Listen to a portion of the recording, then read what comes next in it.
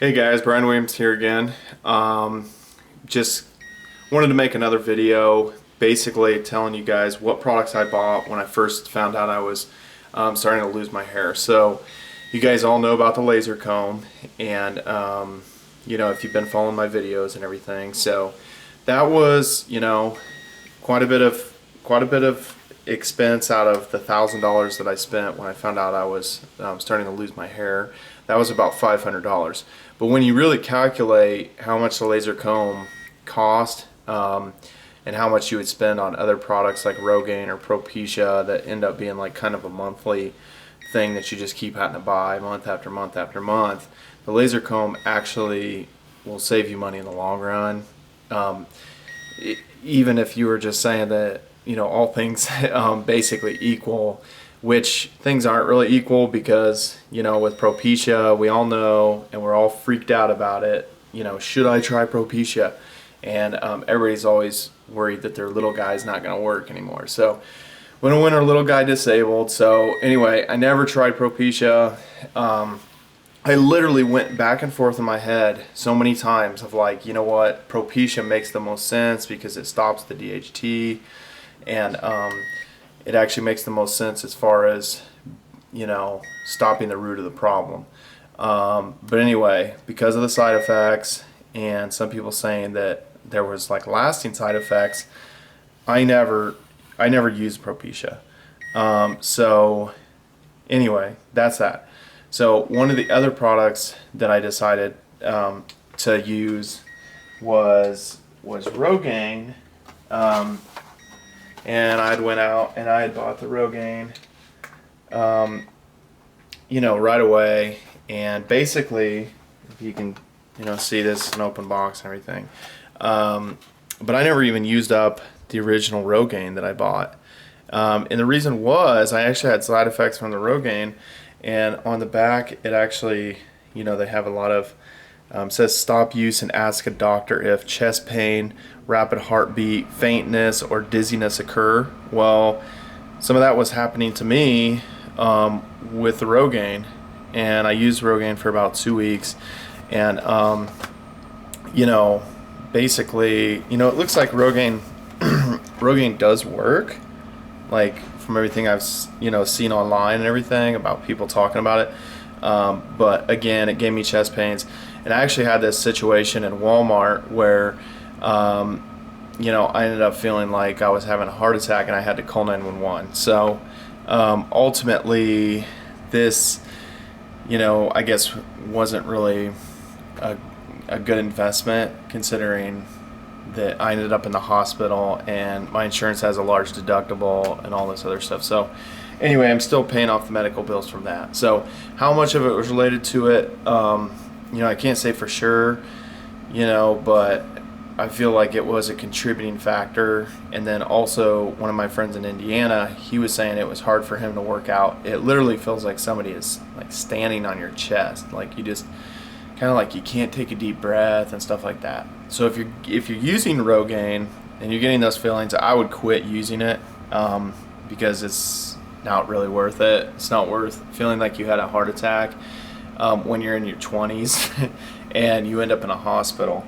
One of the other things, and this is part of kind of the big three people always talk about, Nizoral Shampoo, Rogaine or minoxidil, whatever, and Propecia being kind of the big three.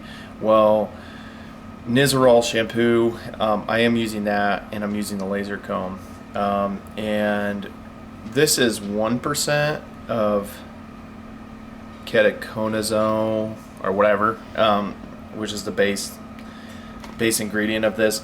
I actually got this through like Amazon UK, because I guess in the UK you can have 2% over the counter, but I've never even actually used the 2%, because after the whole thing that happened with the whole Rogaine situation, I kind of like eased my way back into doing anything, and a lot of my usage ended up being the laser comb, because there's no side effects for the laser comb. Another thing that I purchased, which this was probably ill-advised too, is I was on this hairlosstalk.com, and it seemed like they gave these really compelling reasons and what products you should take, and they had this S5 Spiro cream. So the base ingredient for this is 5% spironolactone, and the weird thing about that, I don't know, like, this looks like a legit label and stuff like that, but this is some kind of like a gray area type thing.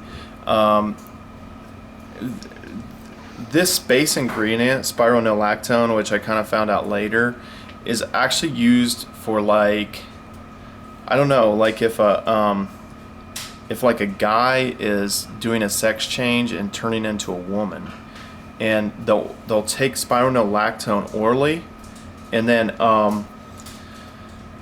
they'll take it orally, and then they will I don't know, like it messes, I don't know, it's like to do a sex change or something. So anyway, this is not taken orally. This is actually a cream that you rub on your head, and I was reading in some forums that actually this can potentially cause chest pains as well, because there were some sex change forums when I was looking up the spironolactone. So anyway, this stuff is ill-advised, and this came in like a suspicious looking package from like Michigan when I ordered it, and I kind of feel like it's in this gray area. It's kind of like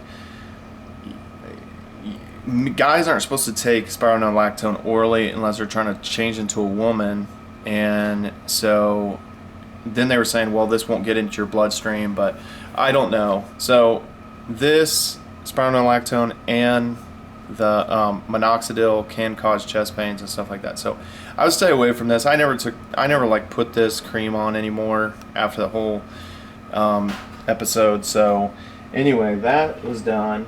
Another thing that I purchased was like this Reviva Gin kit, and this was supposed to be a natural hair loss solution.